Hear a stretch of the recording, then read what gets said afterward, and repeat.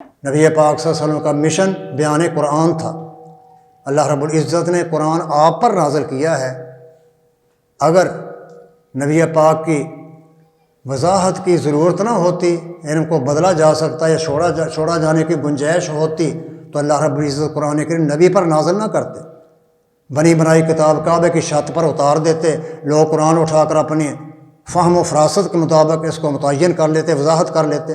نبی پر نازل کیا ہے لِتُبَيِّنَ لِلنَّاسِ مَا نُزِّلَ إِلَيْهِمْ، تاکہ اللہ کا پیغمبر اللہ کے قرآن کی وضاحت کرے، اور نبی پاک کی وضاحت اللہ کی طرف سے ہے۔ إِنَّ عَلَيْنَا جَمْعَهُ وَقُرْآنَهُ فَإِذَا قَرَأْنَاهُ فَاتَّبِعْ قُرْآنَهُ ثُمَّ إِنَّ عَلَيْنَا بَيَانَهُ۔ نبی پاک کا بیان قرآن یہ گویا اللہ تعالیٰ کی طرف سے ہے۔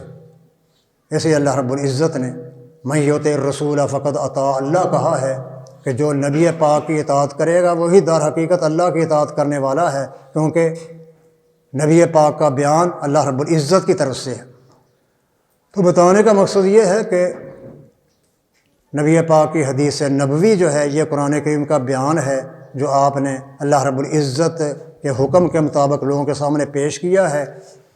نبی پاک کے بیان میں تبدیلی ترمیم نہیں ہو سکتی کہ اس کو چھوڑا جائے اور وقت کے تقاضوں کے مطابق خود قرآن کی تشریح کی جائے، اس کی بالکل گنجائش نہیں ہے۔ یہ امتی کا کام ہی نہیں کہ قرآن کی جزیات کو متعین کرے، وقت کے حالات کے مطابق قرآن کی وضاحت کرے۔ یہ نبی پاک کا مشن تھا، امتی ان کے پابند ہیں کہ انہوں اپنی زندگی میں اپنائیں، زیر عمل لائیں، لیکن ان میں تبدیلی ترمیم کرنے کی امتی کو اجازت نہیں ہے۔